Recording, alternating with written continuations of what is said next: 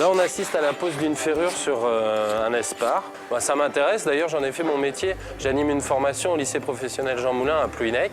Et ici, sur le port-rue à Douarnenez, la construction navale est bien vivante. On a la formation des ateliers de l'enfer en charpente, voilerie, sellerie. Et puis, on a la vie associative.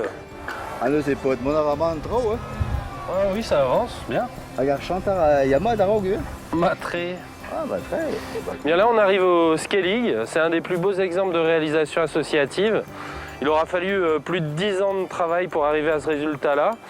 Et c'est une réplique de Langoustier de 1920. Et on a la même chose à Audierne avec le Cap Sizun. C'est vraiment des bateaux magnifiques.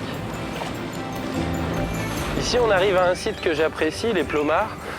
Un ancien village de pêcheurs reconverti en gîte d'étape. Et comme vous le voyez ici, avec le port de Douarnenez, la mer apporte toujours son lot de richesses.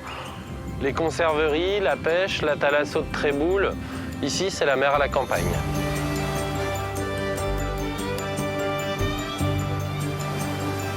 Ici, on se trouve à la pointe du Millet. C'est un magnifique endroit. Je viens souvent me balader en famille par ici. On a une magnifique vue sur la baie de Douarnenez avec toutes ses activités nautiques. Et puis on a la presqu'île du Cap Sizun qui part vers là, avec le sentier des douaniers, le GR34, qui nous amène jusqu'à la pointe du Raz. Et ce qu'il y a de bien dans la région, c'est qu'en randonnant, on peut aussi avoir de belles surprises, comme ici, avec la découverte de l'Esconil, qui date de 3500 à 2000 ans avant Jésus-Christ. Et des mégalithes de cette époque-là, il y en a plus de 70 dans le secteur. On a aussi du patrimoine plus récent. Ici, le moulin de Quériolette, qui date du 19e siècle. Il a été entièrement restauré par une association récemment. Et un peu plus loin, on a le moulin de Kerguer-Hent, qui a été reconverti en gîte d'étape. Bonjour. Bonjour.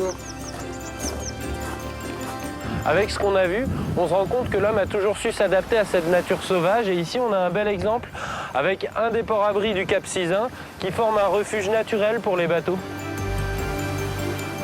Là, on arrive à la pointe du Raz. C'est vraiment un paysage magique avec les côtes déchiquetées, la mer. Puis après toute cette marche, un couignament de Douarnenez, moi je trouve que ça colle bien avec le paysage. C'est vraiment une belle manière de finir une journée de randonnée.